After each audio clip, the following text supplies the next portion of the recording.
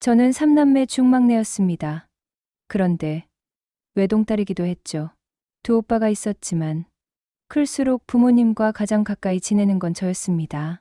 친정집은 저에게 늘 따뜻한 피난처 같은 곳이었고, 직장 생활하면서 힘들 때마다, 가정에서의 고민이 있을 때마다 부모님의 따뜻한 손길과 든든한 격려가 저를 일으켜 세웠습니다.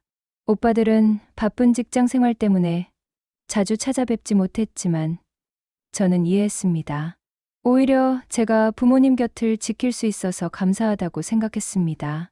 때마다 부모님을 챙기고 명절이면 준비도 하고 병원도 모시고 다니고 오빠들이 바쁘다며 못 올 때도 있었지만 저는 이 또한 제가 부모님께 효도할 수 있는 기회라 생각하며 부모님 곁을 지켜왔습니다. 매일 안부 전화를 드렸습니다. 엄마, 저예요. 오늘 하루 어떠셨어요? 병원은 다녀오셨고요. 아이고, 우리 막내딸 괜찮다. 괜찮아. 이번 주말에 갈게요. 엄마, 아버지 드시고 싶은 것 있으시면 알려주세요. 제가 사갈게요. 뭘 그런 걸 준비하니 내가 오는 것만으로도 충분하다. 큰오빠, 이번 명절에 못 온다고? 어쩔 수 없지. 내가 대신 전날에 가야겠다. 고맙다. 내가 바빠서 시간을 낼 수가 있어야지. 너라도 있어 다행이다. 저는 명절이 아니어도 거의 매주 부모님을 찾아뵈었습니다. 지금도 감사한 건 남편이 30년 넘게 함께 살면서 제 마음을 잘 알아주고 함께 부모님을 보살펴드렸다는 것입니다. 아프시면 병원에 모시고 갔고 입맛이 없으시면 좋아하실 음식을 준비해서 갔습니다. 제 마음속에 부모님과의 인연은 평생 이어질 것처럼 단단했습니다. 그 누구도 이 마음을 흔들 수 없을 것 같았습니다. 저희 아버지는 평생을 계획적으로 살던 사람이었습니다. 정말 꼼꼼하시고 치밀하신 분이었습니다. 제가 교직 생활하면서 어떤 일이든 미리 준비하고 계획을 세우는 성격이 되었던 것도 아버지의 영향이 컸습니다. 아버지는 혹시 모르신다며 몇 년 전부터 차근차근 재산 정리를 하고 계셨습니다. 논밭과 상가를 하나둘 정리해서 10억이 넘는 재산을 모두 현금으로 바꿔놓으셨습니다. 마지막까지 세금 계산도 깔끔히 맞춰 놓으시고 이제 정리가 다 끝났다고 말씀하시던 모습이 아직도 생생합니다. 선영아, 이제 마음이 편하다. 너희들한테 복잡한 일 남겨주지 않게 되어서. 그때 아버지가 그런 말씀을 하실 때는 단순히 재산 정리를 깔끔하게 해놓으셨다는 의미로만 받아들였습니다. 아버지가 그렇게 갑작스럽게 떠나실 줄은 꿈에도 몰랐으니까요. 그런데 어느 날 아버지가 뇌출혈로 갑작스럽게 세상을 떠나셨습니다. 정말 예고도 없이 하루아침에 일어난 일이었습니다. 전날까지만 해도 어머니와 함께 저녁 산책을 하시고 평소와 다름없이 지내셨는데 말입니다. 유언은 따로 없었습니다. 아버지께서 그렇게 치밀하고 계획적인 분이셨는데도 유언장은 남겨두지 않으셨습니다.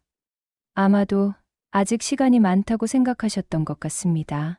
아버지가 돌아가신 슬픔은 정말 감당할 수 없었습니다. 37년간 제가 힘들 때마다 든든한 버팀목이 되어주셨던 분이 갑자기 사라지시니까 세상이 무너지는 것 같았습니다. 그리고 혼자 남게 되신 어머니가 너무 걱정되었습니다. 어머니는 아버지와 거의 60년 가까이 함께 사셨는데 하루아침에 혼자가 되신 거였습니다. 장례식 내내 어머니가 넋이 나간 듯 멍하니 앉아 계시는 모습을 보니 가슴이 너무 아팠습니다. 장례가 끝난 후 저는 오빠들과 함께 아버지의 재산 정리와 상속 문제를 마무리하려고 했습니다. 아버지께서 그렇게 깔끔하게 정리해 놓으셨다고 하시니까 어려운 일은 없을 거라고 생각했습니다. 그런데 아버지의 재산은 흔적이 보이지 않았습니다. 10억이 넘는다고 하셨던 그 재산을 아무도 알 수 없었습니다. 아버지가 그렇게 꼼꼼하시고 계획적이셨던 분인데 어떻게 이런 일이 생길 수 있는지 이해할 수가 없었습니다.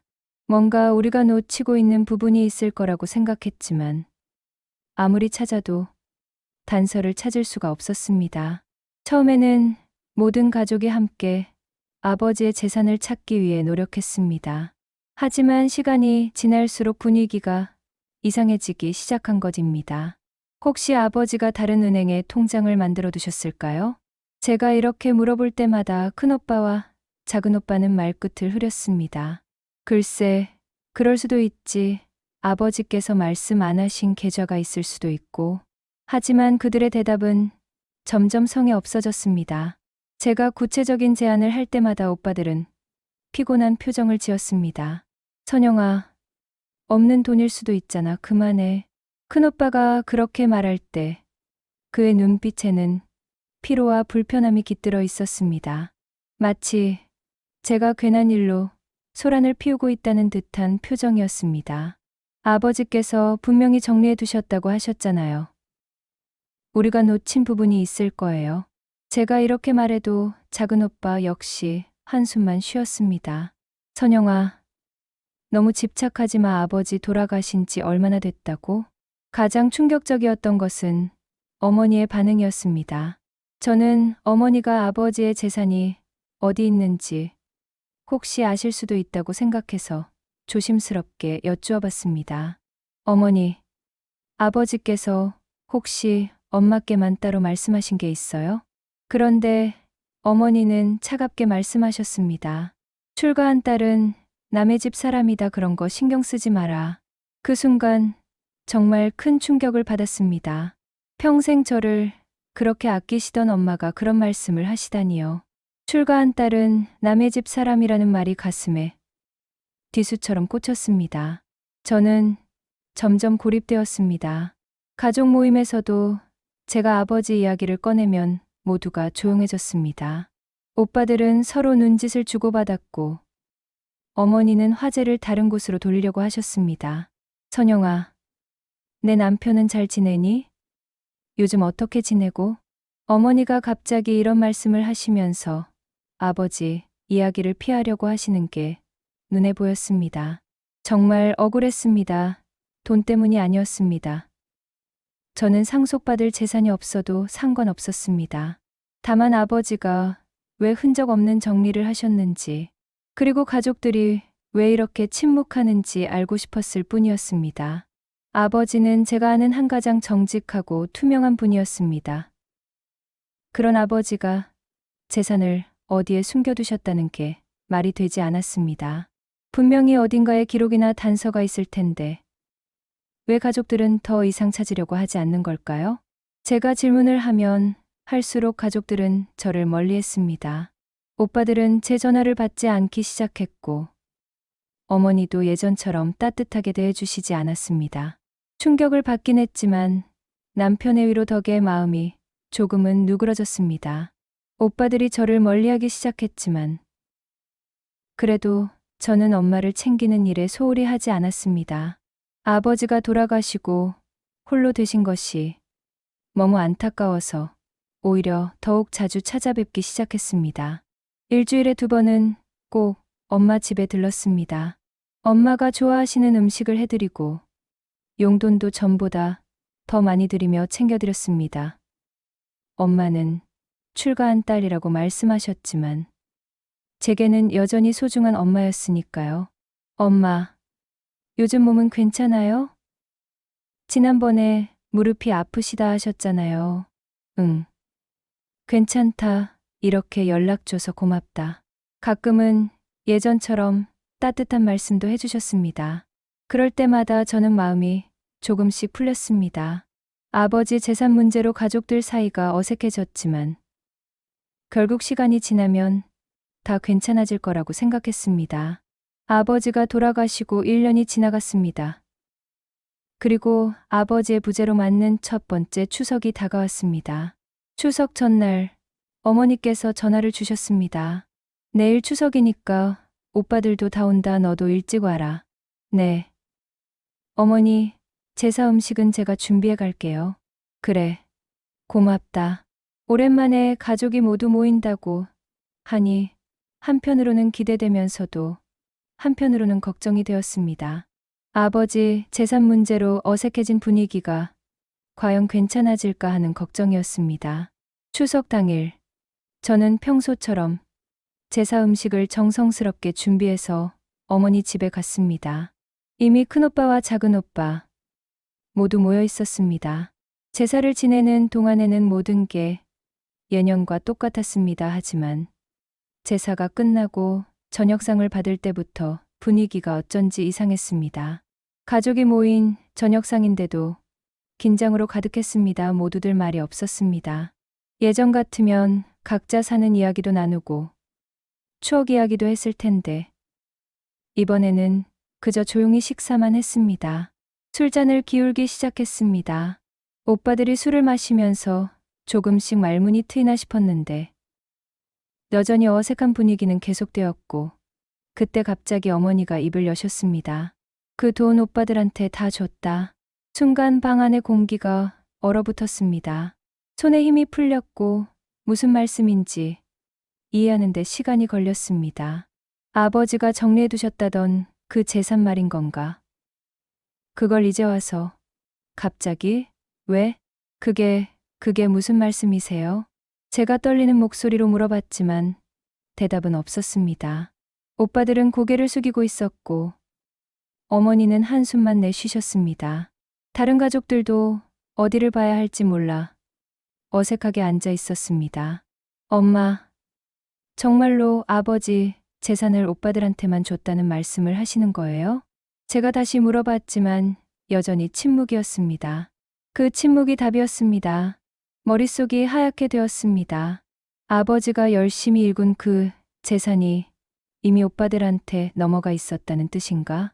그걸 나만 모르게 쉬쉬하며 서로 가졌다는 건가? 큰오빠는 결국 명확한 설명을 하지 않았습니다. 그저 어머니가 그렇게 결정하셨다. 우리도 어쩔 수 없었다는 말만 반복했을 뿐입니다. 엄마 또한 그렇게 됐다. 오빠들 회사가 어렵다는데 도와줘야 하지 않겠니? 너는 여유가 있잖니? 너는 딸이니 날 이해해야지 라며 더 이상 말이 없으셨습니다. 저는 더 이상 그 자리에 있을 수가 없었습니다. 깊은 밤, 그 길로 친정집을 나왔습니다. 그때도 가족들은 저를 붙잡으려 하지 않았습니다. 차가운 가을바람이 뺨을 스쳤습니다. 그 바람이 마치 제 마음을 그대로 대변하는 것 같았습니다. 걸음을 옮길 때마다 가슴 깊은 곳에서 오래 묵은 무언가가 부서지는 소리가 들렸습니다. 가족에 대한 믿음, 가족에 대한 신뢰, 그 모든 것들이 한순간에 산산조각 나는 느낌이었습니다. 어떻게 나에게 이럴 수 있나? 그 생각만 머릿속을 맴돌았습니다. 돈을 팔았던 것이 아니었습니다. 정말로 그것이 아니었습니다.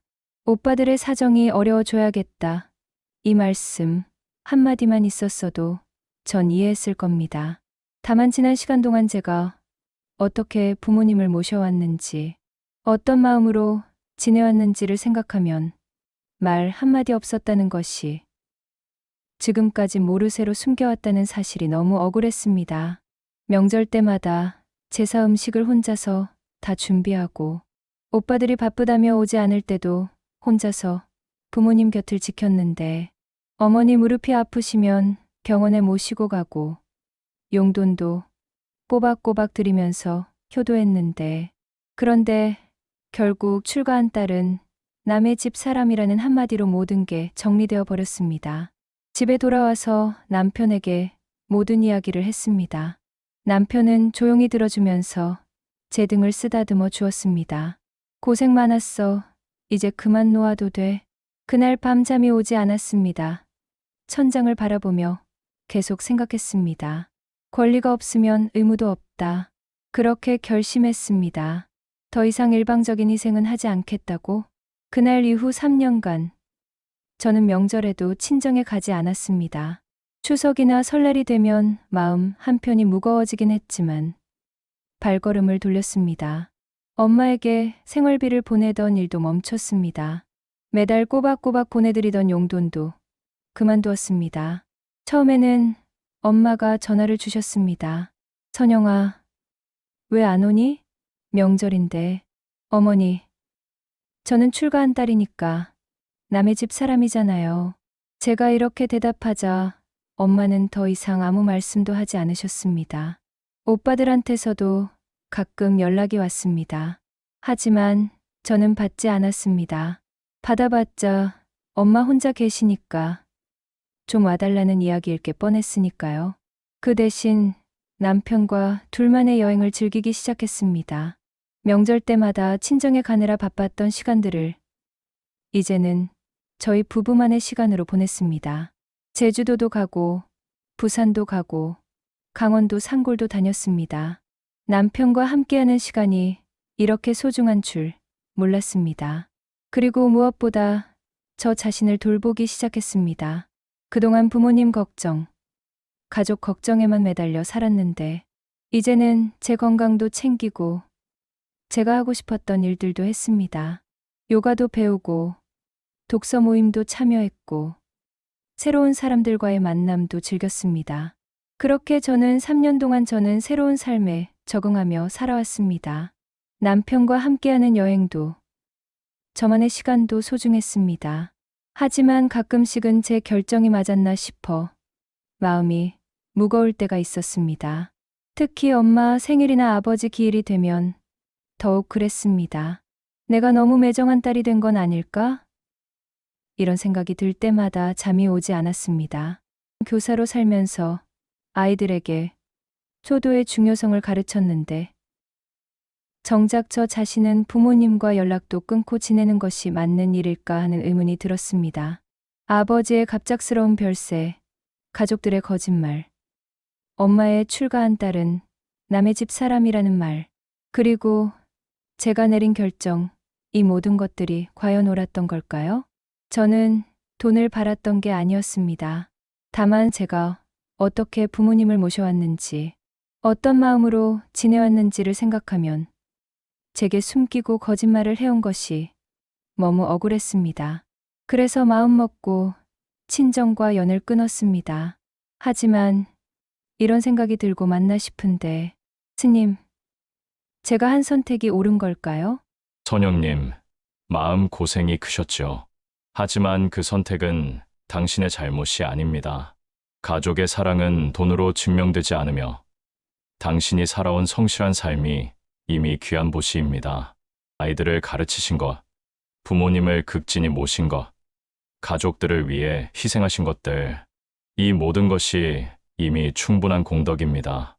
부처님께서 말씀하시기를 모든 인연에는 때가 있다고 하셨습니다. 억지로 붙잡으려 하지 마시고 집착하지 마십시오. 이제 남은 생은 당신 마음을 이롭게 하는 길을 찾으시길 부처님도 함께 응원하실 것입니다. 나무 아미타불, 나무 관세음보살.